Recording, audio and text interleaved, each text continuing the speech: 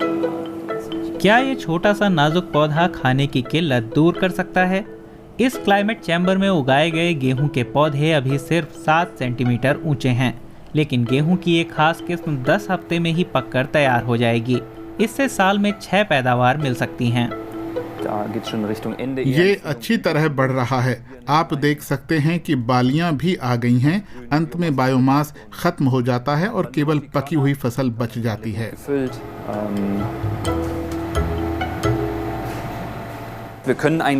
पौधे के अच्छी तरह बढ़ने के लिए हम प्रकाश की अवधि बढ़ा सकते हैं। ठंडक या गर्माहट के लिए हमें विशेष समय सेट नहीं करना पड़ता। हम एक स्थिर तापमान पर पौधा उगा सकते हैं, जैसे कि 23 डिग्री और 18, 20 या 22 घंटे तक रोशनी। इसकी वजह से पैदावार ज्यादा होती है। म्यूनिक की टेक्निकल यूनिवर्सिटी की चेयर ऑफ डिजिटल एग्रीकल्चर इस प्रोजेक्ट को फंड कर रही है।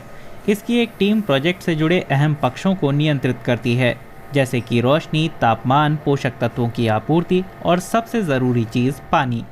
वो मुख्य रूप से पानी और पोषक तत्वों का एक मिश्रण इस्तेमाल करते हैं ताकि पानी रिसाइकल हो सके। साथ ही पानी की एक ऐसी परत बनी रहे जो भाप बनकर ना उड़े। इसका मतलब सामान्य खेती के मुकाबले यहाँ पानी की खपत 95% तक कम है। हालिया सालों में पानी खेती का सबसे अप्रत्याशित पक्ष रहा है।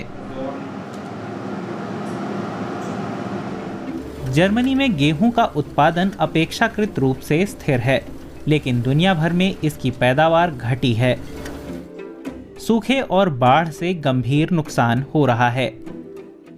बवेरिया प्रांत का अनसिंग शहर हमेशा की तरह सुंदर नजर आता है, लेकिन इस साल गर्मियों में किसान बेर्नहार्ड हाइमरर को भारी बारिश से जूझना पड़ा। उनकी 1/3 फसल खराब हो गई। अब वो इसे केवल जानवरों के चारे की तरह बेच सकते हैं। ये गेहूं भी उसी किस्म का है, लेकिन इससे ब्रेड नहीं बनाई जा सकती। इस साल मौसम बहुत अप्रत्याशित रहा। पहले बहुत ज्यादा बारिश हुई, फिर बहुत ज्यादा सूखा पड़ा और फिर बारिश होने लगी। इस साल मौसम बहुत ज्यादा खराब रहा है। बंद जगह में गेहूं उगाना केवल बाढ़ या सूखा प्रभावित इलाकों में ही कारगर नहीं है। इससे खेती के कारण पर्यावरण पर होने वाले नकारात्मक प्रभाव को भी घटाया जा सकता है। इसके कई फायदे हैं। इसमें बहुत कम पानी खर्च होता है, पर्यावरण और जैव विविधता पर बुरा असर नहीं पड़ता, फसल को सुरक्षित करने की जरूरत नहीं पड़ती। हम जरूरत के हिसाब से पोषक तत्वों को नियंत्रित कर सकते हैं, लेकिन इसमें बहुत ऊर्जा खर्च होती है। साथ ही तकनीकी ढांचा भी बड़ा होता है, जिससे कार्बन उत्सर्जन होता है। अभी तो इसे समाधान के तौर पर दुनिया के सामने पेश करना जल्दबाजी होगी, लेकिन भोजन उत्पादन की प्रक्रिया में ये एक अहम कदम तो है ही। सिंगापुर, मिस्र और संयुक्त अरब अमीरात जैसे देश इस तरीके में दिलचस्पी दिखा रहे हैं। जगह की कमी से लेकर पानी की किल्लत तक कई कारणों से इंडोर गेहूं उत्पादन में संभावनाएं दिख रही हैं।